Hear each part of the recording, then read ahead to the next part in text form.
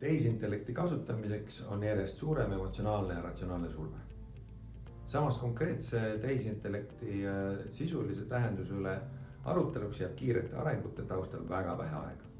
ITL võttis oma ülesandeks uurida, millist praktilist mõju lisaks koheselt nähtavale funktsionaalsele muutusele tehisintellekti kasutusele võtmine on ettevõtete turvalisusele omanud ja milliseid kasulikke mõtteid saaks nende praktika pealt teistele ettevõtetele jagada. Provitis tegeleme igapäevaselt tarkvaratoodete arendamisega oma klientide jaoks. Me oleme viimase 7 aasta jooksul arendanud mitu AI-põhist toodet.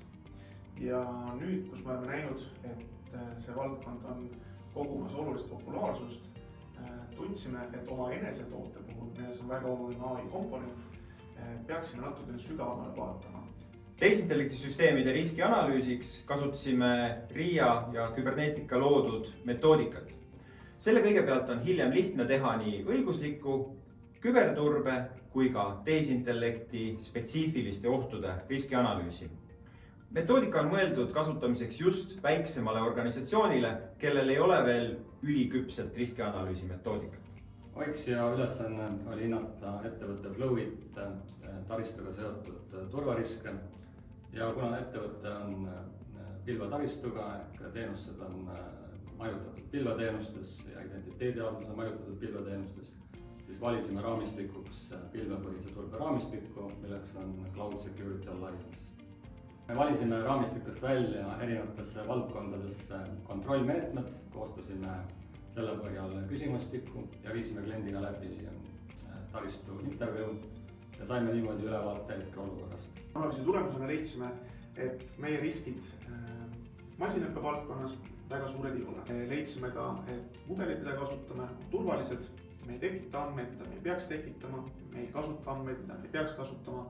See kehtib ka juriidilisest aspektist, et Euroopa Liidu mõistes meil olulisi probleeme ei ole. Suures osas vastame kõigile uutele seadusandlustele, mis on tänaseks kehtivad. Mure on aga kõigil ettevõtetel sama, mis töötavad tehnoloogia valdkonnas. Ja see on infoturve. Tänapäevases maailmas küberohud on reaalsus, õngitsusi ja ründekatseid tehakse igapäevaselt. Hea praktika on sisse viia toimiv infoturbehaldussüsteem, mis tagab selle, et infoturbega tegeletakse süstemaatiliselt, et tehakse riskihaldust ja riskianalüüse ja see võimaldab rakendada täiendavaid turvameetmeid jooksvalt ja olla valmis igasuguste rünnatega toimetulekuks. Tehisintellekti kasutusele võtmisel on oluline tähele panna täiendavaid riske, mis tulenevad just sellest, mismoodi see tehnoloogia juurutatakse. Erinevad juurutusmudelid ei ole riskide vaatest samaväärsed ning koosmõju traditsioonilise infoturbega on eriti suurel määral erinevad. Tehisintellekti süsteemi puhul peab kindlasti jälgima seda, et kui tehisintellekti süsteem toetab mingit otsust, siis lõppkokkuvõttes on ikkagi inimene see, kes teeb otsuse. Selleks peab inimene teadma ala, millest ta seda otsust teeb.